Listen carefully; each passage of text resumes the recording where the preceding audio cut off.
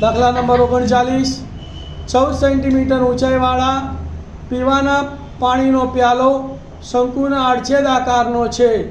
બંને વર્તુળાકાર છેડાના વ્યાસ 4 સેમી અને 2 સેમી હોય તો આ પ્યાલાની ક્ષમતા શોધો.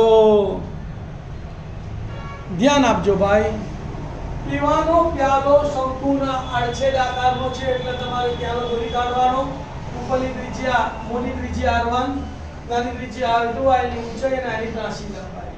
માપ કયા કયા આપેલા છે ધ્યાન આપો. તેની ઊંચાઈ h બરાબર 14 સેન્ટીમીટર લખવાનું, h બરાબર 14 સેન્ટીમીટર. ઉપરના છેડાનો વ્યાસ, આ ઉપરના છેડાનો વ્યાસ કેટલો આપેલો છે? 4 સેન્ટીમીટર. વ્યાસ આપ્યો એટલે પહેલું કામ શું કરવાનું? ત્રિજ્યા. તો માટે ઉપરના છેડાની ત્રિજ્યા r1 બરાબર વ્યાસ ભાગ્યા 2, તો 4 ભાગ્યા 2 એટલે 2 સેન્ટીમીટર. તો r1 બરાબર કેટલા આયા? 2 સેન્ટીમીટર. નીચેના છેડાનો વ્યાસ કેટલો આપેલો છે? 2 સેન્ટીમીટર. તો માટે નીચેના છેડાની ત્રિજ્યા r2 બરાબર વ્યાસ ભાગ્યા 2, 2 ભાગ્યા 2 એટલે 2 એકા 2, તો માટે r2 બરાબર 1 સેન્ટીમીટર. ઘનફળ શોધવાનું છે તો એની કોઈ જરૂર નથી. તો પ્યાલાની ક્ષમતા બરાબર શંકુના આડછેદનું ઘનફળ. શંકુના આડછેદનું ઘનફળનું સૂત્ર શું છે? તો શંકુનું ઘનફળ જે હતું 1/3 પાઈ r સ્ક્વેર h, પણ r ની જગ્યાએ શું લખવાનું? r1 square plus r2 square plus r1 into r2. Clear? તો બરાબર 1/3 પાઈ h ગુણ્યા r1 સ્ક્વેર વત્તા r2 સ્ક્વેર વત્તા r1 r2. કિંમતો મૂકી દો.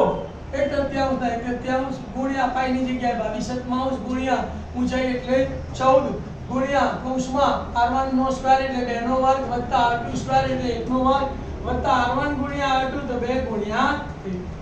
7 દુ 14 ઉડે છે, 22 દુ 44, 44 એકા 44 અને છેદમાં 3, તો 44 છેદમાં 3 ગુણ્યા 2 નો વર્ગ 4 વત્તા 1 નો વર્ગ 1 વત્તા 2 એકા 2, 4 ને 2 6 ને 1 7, તો 44 છેદમાં 3 ગુણ્યા 7.